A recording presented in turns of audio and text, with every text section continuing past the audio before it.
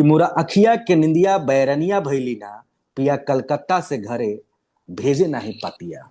तेजस्वी यादव ने पिछली बार इसको पकड़ लिया था हम्म। और जो उम्मीदों से बेहतरीन सफलता मिली थी तेजस्वी यादव को, आज छठ के साथ साथ जो राजनीतिक छठ हो रहा है बिहार में, हाँ। उसकी चर्चा निहायत ही जरूरी है। एक तरफ सर्वे बता रहे हैं कि एनडीए की सीटें बढ़ जाएंगी, दूसरी तरफ बता रहे हैं कि सबसे जो प्रमुख चेहरा है बिहार की राजनीति का, वो तेजस्वी यादव है। बॉलिंग घातक हो रही है, बैटिंग भी आक्रामक हो रहा है। खेलम न खेले देम खेलवे बिगाड़ देम बिहार में जो कहावत है, उसी के तर्ज पर कांग्रेस बिहार में महागठबंधन के भीतर खेल रही थी, उससे तो नुकसान हुआ है। ये वोट चोर का नारा लगा रहे थे, इन्हीं के पार्टी के भीतर से टिकट चोर। तेजस्वी यादव की ताजपोशी हो गई है, इससे मजबूती मिलेगी या नहीं? मिलेगी, मिलेगी, लेकिन अगर ये पहले हो जाता तो शायद ज्यादा मिलता। जब तक एक दलों का दूसरे दलों में वोट ट्रांसफर नहीं होगा, तब तक आप चुनावी रण को फतह नहीं कर सकते हैं। एनडीए के भीतर क्या हो रहा है कि बागियों ने दावेदारी पेश कर दी है और करीब करीब 40 ऐसी सीटें हैं या उससे भी ज्यादा मान लीजिए, जहां पर एनडीए के बागी खड़े हो गए। उपेंद्र कुशवाहा की पार्टी को 6 सीटें एनडीए के भीतर दी गई है, 5 के खिलाफ बागी खड़े हैं एनडीए के ही। उपेंद्र कुशवाहा तो निपट जाएंगे इस तरीके से अगर चला तो। मतदाताओं के स्तर पर, नैरेटिव के स्तर पर, परसेप्शन के स्तर पर, तीनों स्तरों पर आप देखेंगे तो मामला बराबरी पर है। ये पहला मौका है जब एनडीए के भीतर जनता दल यूनाइटेड भी है और एलजेपीआर भी है। कहे न कहे भारतीय जनता पार्टी के साथ मजबूरियां ऐसी हैं कि वो नीतीश का साथ अभी नहीं छोड़ सकती है। हाँ। केंद्र में सरकार चलाना है ना, क्योंकि कारण तो नहीं दिखता है कि नीतीश कुमार को आप अचानक हटा देंगे।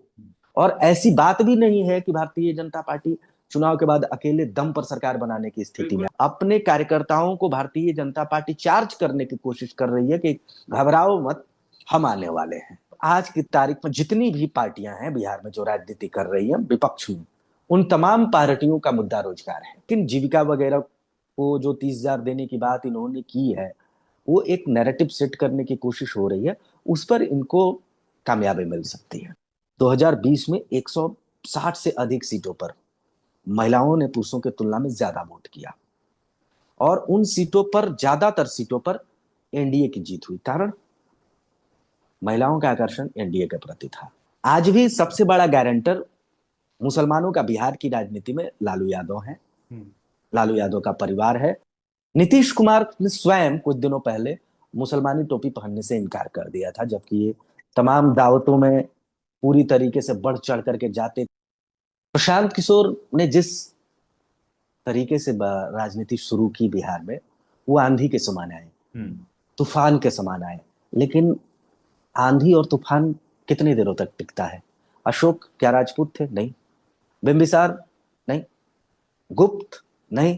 तो ये हमेशा से समाजवादी समन्वयवादी स्टेट रहा है और उसी धुरी पर आज भी बिहार खड़ा है, उसी धुरी पर बिहार आज भी चल रहा है। उत्तर प्रदेश वाला ध्रुवीकरण बिहार में नहीं है, अन्य राज्यों वाला ध्रुवीकरण बिहार में नहीं है। राष्ट्रीय राजनीति में भारतीय जनता पार्टी कुछ भी करे, बिहार में उसकी भी राजनीति सामाजिक न्याय के इर्द गिर्द है।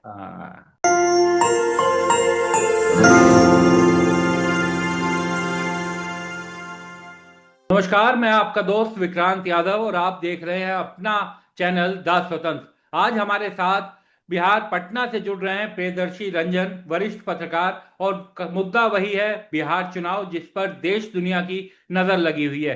प्रियदर्शी जी, बहुत बहुत स्वागत है आपका द स्वतंत्र पर। धन्यवाद सर, सबसे पहले तो मैं आपसे ये जानना चाहूंगा, क्या हवा चल रही है बिहार में? सबसे पहले तो छठ की बहुत बहुत शुभकामनाएं सभी को और आपको भी। क्या चल रहा है सर बिहार में? सभी को छठ की शुभकामनाओं के साथ।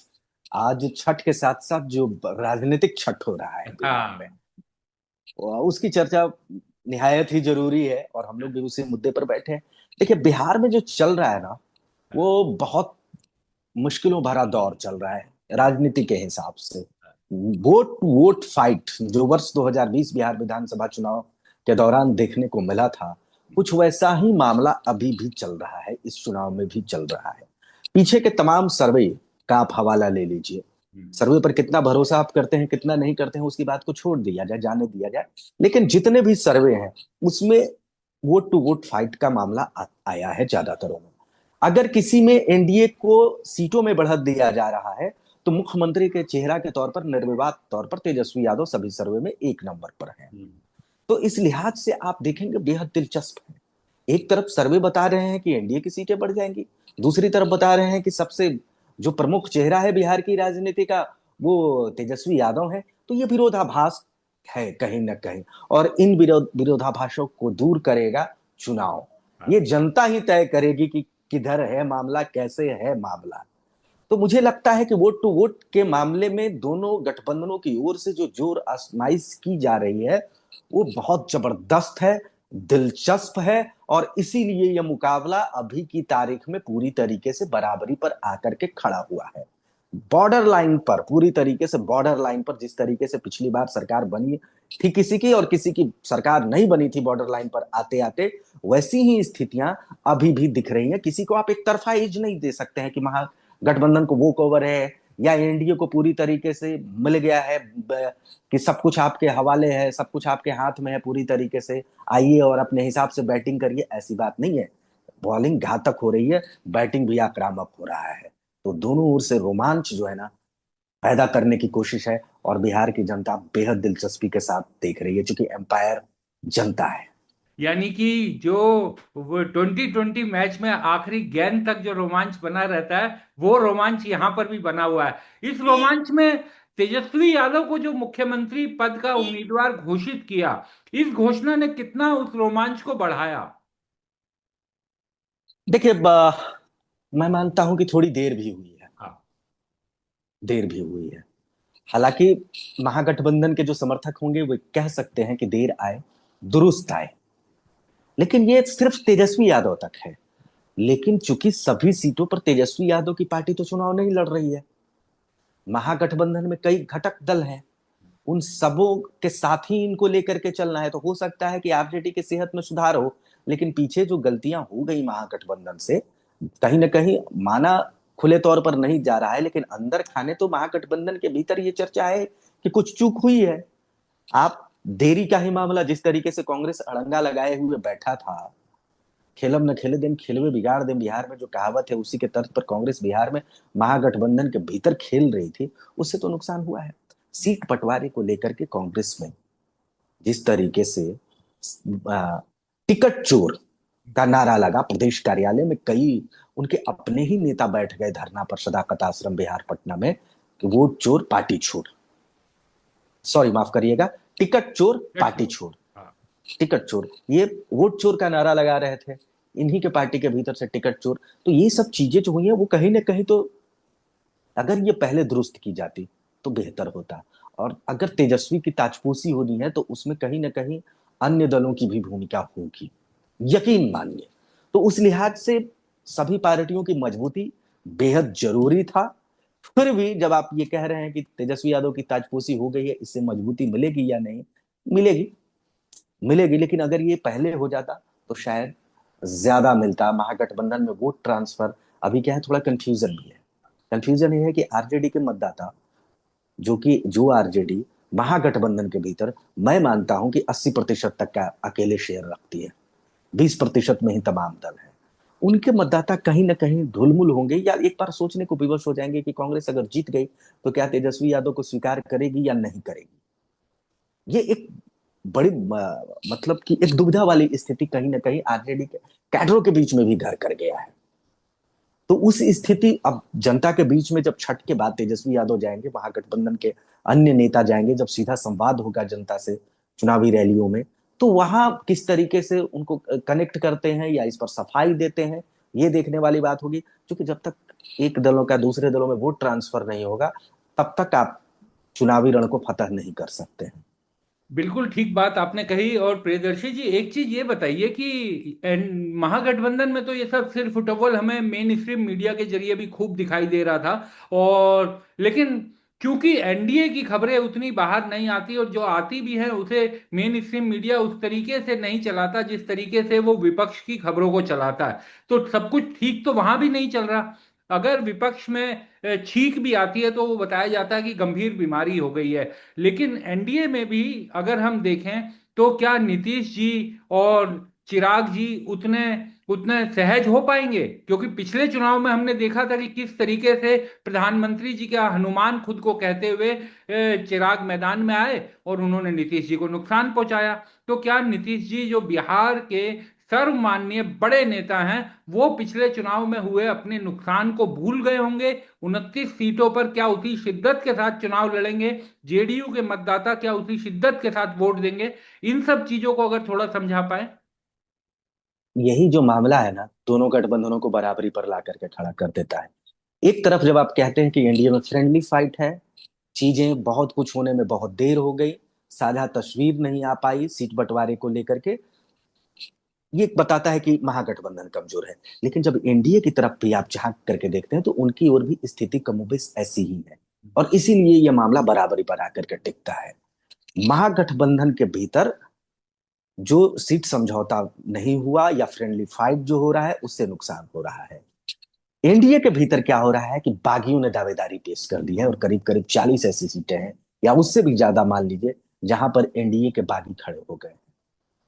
तो इधर फ्रेंडली फाइट से नुकसान होता हुआ दिख रहा है महागठबंधन के भीतर, एनडीए के भीतर बागियों से नुकसान होता हुआ दिख रहा है।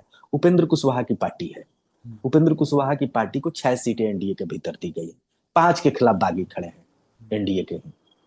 उपेंद्र कुशवाहा तो निपट जाएंगे इस तरीके से अगर चला तो। बिल्कुल। अन्य भी आप जो आ, सीट्स हैं, कई ऐसे सीट्स हैं जहां पर बागी खड़े हैं, और वो बागी तो खेल बिगाड़ेंगे। तो महागठबंधन को अपने साझेदारों से ही निपटना है और एनडीए को अपने बागियों से निपटना है। इसीलिए ये मामला बराबरी पर टिकता है। करीब 40 ऐसी सीटें हैं कम से कम जहां पर एनडीए के बागी खड़े हैं। पिछले दिनों, कल ही जनता दल यूनाइटेड ने बड़ी कार्रवाई की, अपने पार्टी के कई नेताओं को जो निर्दलीय उम्मीदवार बन गए थे, मैदान में आकर के खड़े हो गए थे, उनको पार्टी से निष्कासित किया, जिसमें श्याम बहादुर सिंह वगैरह तमाम लोग थे। कई ऐसे और भी नेता हैं जो जनता दल यूनाइटेड के हैं, जो निर्दलीय खड़ा हो गए हैं। भारतीय जनता पार्टी के हैं जिनको टिकट नहीं मिला, वो निर्दलीय खड़ा हो गए हैं। तो इसीलिए ये मुकाबला रोमांचक हो गया। और एक महत्वपूर्ण बात जो आप कह रहे थे, वोट ट्रांसफर वाला, महागठबंधन के भीतर जो असमंजस की स्थिति कांग्रेस को लेकर के है, वही स्थिति यहाँ पर चिराग पासवान की पार्टी एलजेपीआर को लेकर के है। जनता दल यूनाइटेड और एलजेपीआर में ठना हुआ है। ठना हुआ इन द सेंस कि अभी भी कंफ्यूजन क्लियर नहीं हुआ है कि अगर चिराग पासवान को सीटें आती हैं तो क्या वो नीतीश कुमार को मुख्यमंत्री के तौर पर स्वीकार करेंगे या नहीं करेंगे। जो बोल हैं चिराग पासवान के, उसने मामले को और उलझा दिया है। या एनडीए के भीतर से ही जो बोल निकल कर आ रहे हैं कि नेतृत्व तो नीतीश का होगा, लेकिन चेहरा नीतीश होंगे या नहीं होंगे, इस मामले को और उलझा दे रहा है, पेचीदा बना दे रहा है। यहां से भी मामला, एनडीए को एक तरफ एज मिलता है तो दूसरी ओर खिंचाव भी हो जाता है, फिर बराबरी पर ये आ जाते हैं। तो तमाम स्तरों पर, मतदाताओं के स्तर पर, नैरेटिव के स्तर पर, परसेप्शन के स्तर पर, तीनों स्तरों पर आप देखेंगे तो मामला बराबरी पर है। मतदाताओं में भी जिस तरीके से विभाजन है, दोनों के अपने अपने हार्ड कोर वोटर हैं जो इधर उधर होने को तैयार नहीं है। एनडीए अगर तमाम कोशिश कर ले भी तो महागठबंधन का हार्ड कोर वोटर इनकी ओर नहीं आएगा, और महागठबंधन भी तमाम कोशिश कर ले, एनडीए का जो हार्ड कोर वोटर है वो उनकी ओर नहीं जाए। नहीं जाने वाला, नहीं जाएगा। तो वोट टू वोट फाइट, एक एक वोट के लिए लड़ाई है बिहार की राजनीति में, बिहार के चुनाव में, बिहार के समर में। और इस तरीके से ये चुनाव रोमांचक हो रहा है। किसकी ताजपोशी होगी, कोई कॉन्फिडेंस के साथ नहीं कह सकता है। जी विक्रांत जी। प्रियदर्शी जी, बड़ा कंफ्यूजन नहीं बनेगा? क्योंकि नीतीश कुमार निर्विवाद रूप से एनडीए के घटक दलों में सबसे बड़े नेता हैं, बिहार के सबसे बड़े नेता हैं। तो उनको, उनके चेहरे पर आप लगातार चुनाव जीतते रहे हैं, 20 सालों से सरकार बना रहे हैं। इस बार आप कह रहे हैं कि उनके चेहरे पर हम मैदान में जा रहे हैं, लेकिन ये नहीं कह रहे कि चुनाव के बाद भी वही मुख्यमंत्री बनेंगे। ये प्रधानमंत्री जी भी आए, वो भी वो बात नहीं बोल पाए। तो कहीं ना कहीं वोटर के जहन में तो ये सवाल होगा ना कि चुनाव के बाद कहीं महाराष्ट्र रिपीट ना हो जाए और उनके नेता के साथ धोखा ना हो जाए, कि जहां पर चुनाव में गए तो थे शिवसेना के नेतृत्व में, और उसके बाद मुख्यमंत्री बना भाजपा का। तो ये कहीं ना कहीं कंफ्यूजन तो जेडीयू के समर्थकों में, जेडीयू के नेताओं में और खुद नीतीश जी के भी जहन में होगा। देखिए अभी क्या है, भारतीय जनता पार्टी नेतृत्व के स्तर पर एनडीए का बिहार में कमान संभाल रही है। पहले ये कमान जनता दल यूनाइटेड के हाथों में होता था। और ये पहला मौका है जब एलजेपी, जिसको आज की तारीख में आप एलजेपी आर कह लीजिए, और जनता दल यूनाइटेड विधानसभा के चुनाव में एक साथ चुनाव लड़ने जा रहे हैं। हाँ। लोकसभा चुनाव में ये लोग साथ लड़ते थे, लोकसभा चुनाव में साथ लड़े हैं, लेकिन 2005 से ही देख लीजिए, 2005 में जनता दल यूनाइटेड एनडीए में थी तो एलजेपी नहीं थी। 2010 में लालू के साथ एलजेपी चुनाव लड़ रही थी। 2015 में एलजेपी भारतीय जनता पार्टी के साथ चुनाव जरूर लड़ रही थी, लेकिन उसमें जनता दल यूनाइटेड नहीं था। ये पहला मौका है। 2020 में तो एलजेपी अकेले ही चुनाव लड़ने चला गया था। ये पहला मौका है जब एनडीए के भीतर जनता दल यूनाइटेड भी है और एलजेपीआर भी है, यानी एलजेपी भी है। ये पहला मौका है। तो ये तो दुविधा रहेगी, आपस में विधानसभा में दोनों टकराते रहे। तो ये परीक्षा तो अग्नि परीक्षा के तौर पर है। और दूसरी बात जो आप कह रहे हैं कि नरेंद्र मोदी भी आते हैं, कुछ नहीं बोलते हैं, अन्य लोग भी आते हैं, कुछ नहीं बोलते हैं। असल में इस आग को हवा ही भारतीय जनता पार्टी की ओर से दी गई है। अमित शाह का बयान पूर्व हाँ। में, आज से 4-5 महीने पहले, जब उन्होंने यह कह दिया था कि भारतीय जनता पार्टी का जो पार्लियामेंट्री बोर्ड है, ये संसदीय बोर्ड होता है भारतीय जनता पार्टी का, वो तय करेगा कि बिहार विधानसभा चुनाव के बाद कौन मुख्यमंत्री होगा, कौन नहीं होगा। वहां से इस आग को हवा मिली थी। बाद में जनता दल यूनाइटेड ने बकायदा कैंपेन चलाया 2025, फिर नीतीश, इसके बाद भारतीय जनता पार्टी फिर कुछ बैकफुट पर आई। और यकीन मानिए, कहे न कहे भारतीय जनता पार्टी के साथ मजबूरियां ऐसी है कि वो नीतीश का साथ अभी नहीं छोड़ सकती है। हाँ। केंद्र में सरकार चलाना है ना, और बिहार प्राथमिकता में भारतीय जनता पार्टी की कम है, केंद्र ज्यादा है। या किसी भी राष्ट्रीय पार्टी या कोई भी पार्टी हो, एक स्टेट और केंद्र को चुनना हो तो किसको चुना जाएगा? केंद्र को चुना जाएगा। कोई चुना जाए। केंद्र को चुना जाएगा। तो स्टेट की बलि चढ़ जाए तो चढ़ जाए, केंद्र नहीं हिलना चाहिए।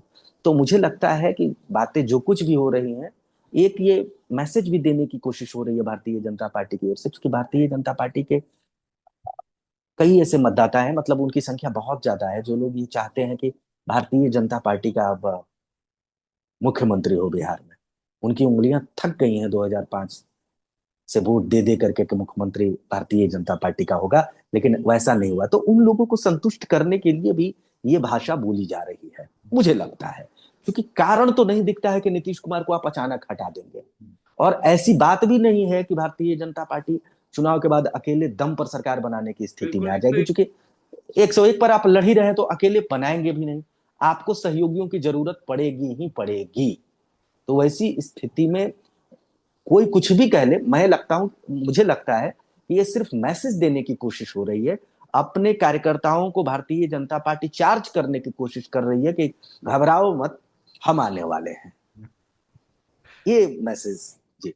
प्रियदर्शी जी, पिछले चुनाव में जो चुनाव लड़ा, जिसकी जो बहुत ही करीबी रहा, 10, 12, 12, 13 हजार वोट का अंतर रहा, कुछ सीटों का अंतर रहा। मैं भी करीब 25-30 दिन बिहार के उन चुनाव के दौरान वहां था। तो उस समय जो नीति, ये माफ कीजिएगा, तेजस्वी का जो नौकरी का वायदा था, दवाई, पढ़ाई, रोजगार की जो वो बात करते थे, वो लोगों में बड़ी अपील कर रहा था। इस बार उन्होंने कह दिया है कि वो हर घर को एक सरकारी नौकरी देंगे। अब कैसे देंगे, क्या करेंगे, उस पर लंबा विमर्श हो सकता है, लेकिन इस बार भी उन्होंने नौकरी को एक मुद्दा बनाने की कोशिश की। और एनडीए की तरफ से भी नौकरी के दावे किए जा रहे हैं कि हम नौकरियां इतनी देंगे। और प्रधानमंत्री जी तो अब आके ये भी बोल गए कि हमने रील बनाना आसान किया, और नौजवान रील बनाकर भी बिहार के बड़ी संख्या में कमाई कर रहे हैं। तो किस तरीके से, क्या ये नौकरी वाला मुद्दा वहां के चुनाव को असर डालेगा? क्योंकि बिहार का युवा पीड़ित तो है, रोजगार तो उसके पास वहां नहीं है, रोजगार के लिए उसे देश तो छोड़िए दुनिया भर में भटकना पड़ता है। एक कविता है महेंद्र मिश्र की, महेंद्र मिश्र का आज जन्मदिन है। जी। मैं उनकी उनका एक गाना है, महेंद्र मिश्र बहुत बड़े लोग गायक हुए बिहार में, आपने संदर्भ छेड़ दिया है। तो उन्होंने पलायन पर अंग्रेजों के जमाने में एक कविता लिखी थी। उस समय भी बिहार में पलायन था, और पलायन की पीड़ा पर उन्होंने लिखा था कि मोरा अखिया के निंदिया बैरनिया भैली ना, पिया कलकत्ता से घरे भेजे नहीं पातिया। तो ये पीड़ा है, मर्म है, वेदना है बिहार की। पलायन, पलायन एक मुद्दा है, और इस पलायन को दूर करने की दवाई जो है, वो राजनेता बता रहे हैं कि रोजगार है, हम्म। उद्योग धंधा है। तेजस्वी यादव ने पिछली बार इसको पकड़ लिया था, हम्म। और जो उम्मीदों से बेहतरीन सफलता मिली थी तेजस्वी यादव को, बॉर्डर लाइन तक पहुंच गए थे, सरकार बनाते बनाते कुछ फासलों से रह गए थे, उसमें कहीं ना कहीं रोजगार का बहुत बड़ा मुद्दा था। युवा आकर्षित हुए। तेजस्वी यादव ऊर्जावान इस चुनाव से ज्यादा उस चुनाव में दिख रहे थे। युवा पूरी तरीके से कनेक्ट किए उनके नारों के साथ, उनके वायदों के साथ, भरोसा जताया, विश्वास जताया, और वो चुनाव परिणाम सामने आया तेजस्वी यादव के सामने, जब भारी सफलता मिली। अरसे बाद आरजेडी को उतनी बड़ी सफलता मिली थी। इस बार भी कहीं ना कहीं कोशिश यही है तेजस्वी यादव की कि चुनाव में रोजगार के मुद्दे पर जाया जाए, पलायन को मुद्दा बनाया जाए, और इससे वोट अपने पाले में लाया जाए। निश्चित तौर पर आज की तारीख में जितनी भी पार्टियां हैं बिहार में जो राजनीति कर रही हैं विपक्ष में, उन तमाम पार्टियों का मुद्दा रोजगार है। आप महागठबंधन से अलग हट करके थोड़ा सा कांग्रेस के बारे में सोचिए। किन मुद्दों पर SIR से पहले उन्होंने यात्रा की? पलायन के मुद्दे पर, रोजगार के मुद्दे पर। प्रशांत किशोर अपनी राजनीति बिहार में किन मुद्दों पर जमाने की कोशिश कर रहे हैं? रोजगार और पलायन के मुद्दे पर। विचारधारा यहाँ गौण है, प्राथमिकता रोजगार है। सभी पार्टियां रोजगार के मुहाने पर चुनाव लड़ रही है। भारतीय जनता पार्टी और जनता दल यूनाइटेड भी यही कह रही है कि हमारे सरकार में तेज रफ्तार से विकास हो रहा है क्योंकि रोजगार मिल रहा है। तो रोजगार के इर्द गिर्द ये चुनाव घूमता हुआ दिख रहा है। तेजस्वी यादव ने पिछली बार जो वायदे किए थे उसका क्रेडिट कुछ हद तक इनको मिला है, लेकिन ज्यादा क्रेडिट नीतीश कुमार को क्या है, क्योंकि ज्यादा दिनों तक नीतीश कुमार सत्ता में रहे, ये आंशिक तौर पर सत्ता में रहे, तो इनको उतना क्रेडिट नहीं मिला। लेकिन फिर भी तेजस्वी यादव जो कुछ भी, जो जितना भी क्रेडिट मिला है उसको भुनाने की कोशिश इस चुनाव में करेंगे। और नए वायदे जो उनके आ रहे हैं, एक दो वायदे तो फिजिबल नहीं लग रहे हैं, लेकिन जीविका वगैरह को जो 30,000 देने की बात इन्होंने की है, वो एक नैरेटिव सेट करने की कोशिश हो रही है, उस पर इनको कामयाबी मिल सकती है। ये इनके लिए चुनाव में बड़ा हथियार हो सकता है। ये इसलिए भी बड़ा हथियार हो सकता है कि बिहार में महिलाएं पुरुषों के मुकाबले ज्यादा वोट करती हैं। ये 2010 बिहार विधानसभा चुनाव से ही देखने को मिला है। पहली बार 2010 में, उसके बाद 2015 में भी, और उसके बाद 2020 में भी। 2020 में 160 से अधिक सीटों पर महिलाओं ने पुरुषों की तुलना में ज्यादा वोट किया, और उन सीटों पर, ज्यादातर सीटों पर एनडीए की जीत हुई। कारण महिलाओं का आकर्षण एनडीए के प्रति था। नीतीश कुमार ने भी जो महिलाओं के लिए किया था उसका लाभ उन्होंने चुनाव में उठाया। अब तेजस्वी यादव उस धार को भी कमजोर करना चाहते हैं जो नीतीश कुमार का बड़ा हथियार है, उसको बोथरा करना चाहते हैं, या उसमें अपना शेयर खुद ढूंढ रहे हैं कि ठीक है हमें भी कुछ मिले, हमारी भी कुछ हिस्सेदारी है। तो उस लिहाज से भी तेजस्वी यादव का यह मुद्दा महत्वपूर्ण हो गया है, क्योंकि वो रोजगार में महिलाओं को भी शामिल कर रहे हैं। महिला जीविका दीदियों को सरकारी नौकरी के तौर पर अनुबंधित करने की बात कर रहे हैं। तो ये चीजें कहीं ना कहीं वोट टू वोट फाइट के साथ साथ मुद्दा टू मुद्दा में भी मैच कराता है, दोनों को बराबरी पर ला के खड़ा करता है कि दोनों के पास मुद्दे एक समान है और दोनों के पास बराबर मुद्दों का हथियार है। चुनाव को एकदम वोट टू वोट, मुद्दा टू मुद्दा एक रास्ते पर लाकर खड़ा किया है। प्रियदर्शी जी, मुसलमानों की बहुत बात हो रही है बिहार के चुनाव में, और एनडीए की तरफ से बीजेपी तो टिकट देती नहीं है, और एनडीए के जो बाकी घटक दल हैं उन्होंने भी इस बार पिछली बार से कम संख्या दी है। लेकिन नीतीश जी की बड़ी भावुक अपील आई है सामने मुसलमानों को लेकर। किस तरीके से इसे देखा जाए और क्या मुस्लिमों का रुख दिखाई देता है?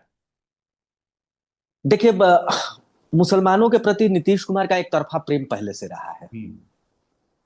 वोट मिले ना मिले, लेकिन सत्ता में मुसलमानों की हिस्सेदारी रही है।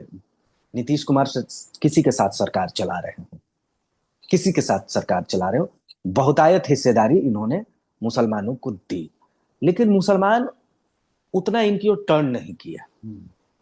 आज भी सबसे बड़ा गारंटर मुसलमानों का बिहार की राजनीति में लालू यादव है।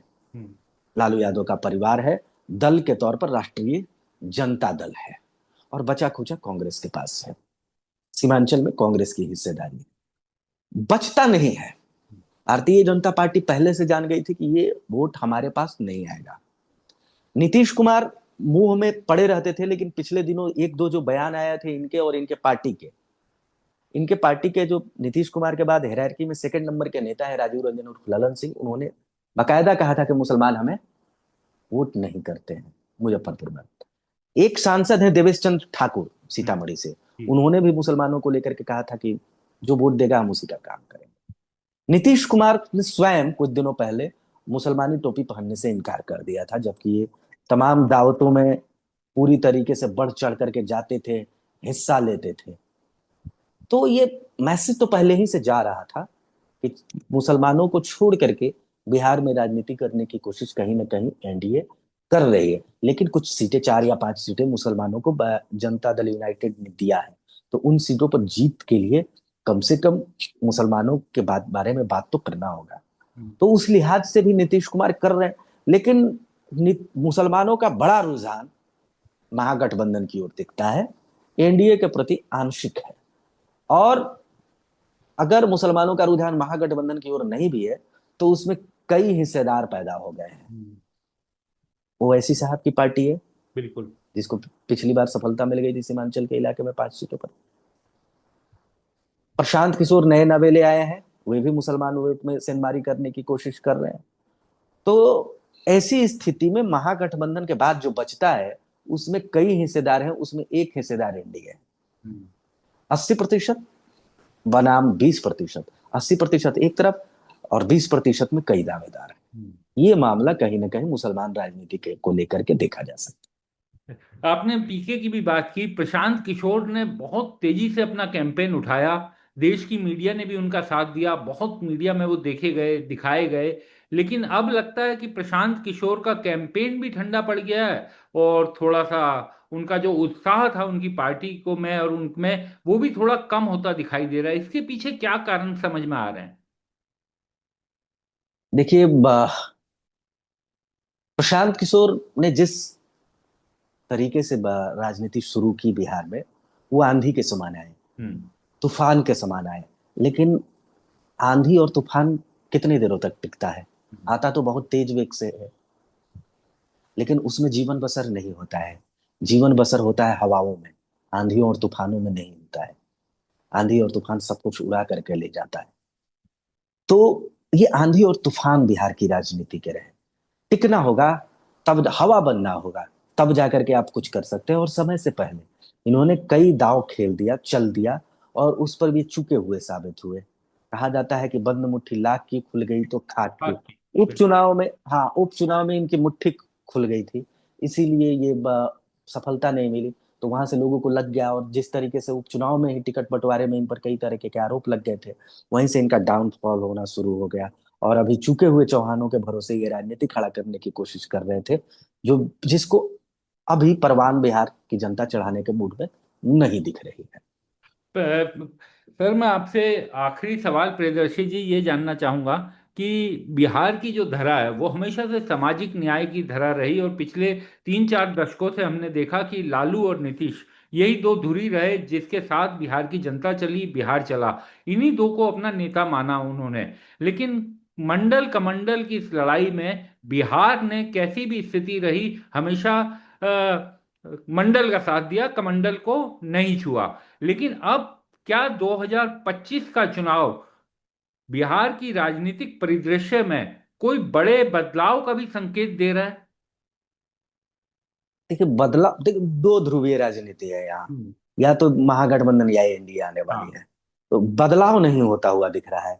सत्ता की रोटी सिर्फ बदल सकती है, इतना ही दिख रहा है। और जो सामाजिक न्याय की बात है ना, बिहार की राजनीति हमेशा से सामाजिक न्याय की रही है, और इसको सिर्फ लालू और नीतीश से नहीं जोड़ा जाए। आजादी के समय भी आप देख लीजिए, जी, डॉक्टर श्रीकृष्ण सिंह ने विकास के साथ साथ भूमिहीनों के लिए भूमि पत्र दान किया। हमेशा भूदान आंदोलन बिहार में सबसे तीव्र तरीके से हुआ। सबसे पहले जमींदारी उन्मूलन बिहार में हुआ। बिहार में सोशल जस्टिस से इससे बड़ा प्रमाण तो हो ही नहीं सकता है। तमाम राजाओं का आप इतिहास लेकर उठा करके देख लीजिए, तो यहाँ पर सभी जातियों के आपको राजा मिलेंगे। एक किसी एक जाति का वर्चस्व वाला यह स्टेट कभी रहा ही नहीं। अशोक क्या राजपूत थे? नहीं। बिंबिसार? नहीं। गुप्त? नहीं। आप अनेक शासकों का यहाँ उठाकर सभी मिक्स आपको मिलेंगे। तो ये हमेशा से समाजवादी, समन्वयवादी स्टेट रहा है, और उसी धुरी पर आज भी बिहार खड़ा है, उसी धुरी पर बिहार आज भी चल रहा है। तो सामाजिक न्याय का फुल क्रेडिट लालू यादव या नीतीश कुमार को नहीं जाता है। अशोक से चला आ रहा है। हाँ, जब यहाँ इस देश में पूरी तरीके से ब्राह्मणत्व हावी था, उस समय में भी बिहार में बौद्ध और महावीर पैदा लेते बिल्कुल। थे, या ज्ञान की प्राप्ति होती थी यहाँ से। जब महाभारत काल में तमाम राज्यों में सिर्फ क्षत्रियों को ही शस्त्र उठाने का अधिकार था, बिहार एक ऐसा क्षेत्र था, अंग या जो कुछ भी कह लीजिए उस समय के हिसाब से, एक ऐसा जगह था जहां पर सभी को हथियार उठाने की आजादी थी। अंगूठा क्यों मांगा गया था? एकलव्य कहाँ से था? एकलव्य को से अंगूठा इसलिए मांगा गया था कि उन जहां मांगा गया था, या जो किंवदंती है, मैं उसमें मैं नहीं जाता हूं कि मांगा गया था या नहीं मांगा गया था, लेकिन जो कहानियां प्रचलित हैं उसके हिसाब से मैं कह रहा हूं कि अन्य स्टेटों में क्षत्रियों को के अलावा किसी को हथियार उठाने की इजाजत उस लेकिन समय नहीं थी। हाँ, लेकिन बिहार में, हाँ, तो बिहार हमेशा से समाजवादी रहा है, हमेशा से सामाजिक न्याय वाला रहा है, और वही जो लेगेसी है उसी को कंटिन्यू बिहार कर रहा है। नहीं, ये सवाल मैं आपसे इसलिए पूछा था क्योंकि देखिए, जब कमंडल की लड़ाई एकदम पीक पर थी तब भी लालू यादव ने अडवाणी जी को वहां पर रोका बिहार में। हम्म। और बिहार में क्योंकि कभी भी हिंदू मुस्लिम टाइप बातें नहीं देखने को मिली, कितनी भी कोशिश हो गई, लेकिन बिहार की राजनीति में वो हावी नहीं हो पाई। लेकिन नहीं हो पाई। लेकिन वही मैं कि क्या बीजेपी जिस तरह से कोशिश करती है, बीच बीच में नमक हराम और ये सब बयान आ जाते हैं इस तरीके के, तो क्या हम्म। बीजेपी बड़ी प्लेयर बन करके कि वो आगे बिहार की राजनीति को डिक्टेट करे, क्या इस तरीके का इस चुनाव में होता हुआ दिखाई दे रहा है? देखिए, राष्ट्रीय राजनीति में भारतीय जनता पार्टी कुछ भी करे, हम्म। बिहार में उसकी भी राजनीति सामाजिक न्याय के इर्द गिर्द है। हाँ। उत्तर प्रदेश वाला ध्रुवीकरण बिहार में नहीं है, अन्य राज्यों वाला ध्रुवीकरण बिहार में नहीं है। हाँ। अब मैं एक उदाहरण देता हूँ। हम्म। जातीय सर्वे हुआ, कास्ट सर्वे हुआ बिहार में, हाँ। भारतीय जनता पार्टी भी कास्ट सर्वे के पक्ष में थी। बिल्कुल। राष्ट्रीय स्तर पर जिस समय की मैं बात कर रहा हूँ, उस समय भारतीय जनता पार्टी विरोध में थी कि ये सब चीज नहीं होना चाहिए, हाँ। राष्ट्र जातीय जनगणना नहीं होना चाहिए। आज भारतीय जनता पार्टी मान रही है, लेकिन उस समय नहीं मान रही थी। हाँ। उसके बावजूद बिहार में जब सर्वदलीय बैठक हो रहा था जातीय सर्वे को लेकर के, तो उस समय भारतीय जनता पार्टी भी टेबल पर बैठ करके सर्वदलीय बैठक में आगे बढ़ चढ़ करके कह रही थी कि नहीं, कास्ट सर्वे होना चाहिए। तो और यहाँ के जो नेता हैं, उनमें आप देखेंगे भारतीय जनता पार्टी के नेताओं में, उनमें तिलकधारी कम लोग मिलेंगे, इसमें वो लोग मिलेंगे जो सामाजिक न्याय की बात ज्यादा करते हैं। बिल्कुल। तो बिहार बिहार में भारतीय जनता पार्टी दूसरे भारतीय जनता पार्टी है, अन्य राज्यों में वाली भारतीय जनता पार्टी बिहार में नहीं है। तो इस लिहाज से मैं कहता हूं कि देखिए, मंडल कमंडल करने की कोशिश जरूर होती है, लेकिन एक हायरार्की जो है ना, उसमें सोशल जस्टिस ऊपर हमेशा से रहता है। हम्म। लालू यादव ने मंडल कमंडल किया, बिल्कुल किया, लेकिन उसका जो धरातल था वो सोशल जस्टिस से ज्यादा जातीय था, हाँ। यकीन मानिए। हाँ। वो कास्ट को सेटिस्फाइड कर रहे थे, एक कास्ट को दूसरे, इस तरीके से यहाँ भैया कोई मंडल और कमंडल, ब्राह्मण तो कभी हावी उस तरीके से बिहार में नहीं है। हाँ, कभी नहीं। अन्य राज्यों में जैसे उत्तर प्रदेश में हावी है ब्राह्मण, तो राजस्थान में ठाकुरवाद हावी है, अन्य राज्यों में अन्य जातियों का उस तरीके, बिहार में तो सभी जातियों का वर्चस्व है अपने अपने तरीके से। बिल्कुल। तो इसको उस तरीके से ही समझा जाना चाहिए जी। जी, बहुत बहुत शुक्रिया प्रियदर्शी जी, आप हमारे साथ जुड़े और बढ़िया सार्थक चर्चा रही। बहुत बहुत शुक्रिया। धन्यवाद। आभार।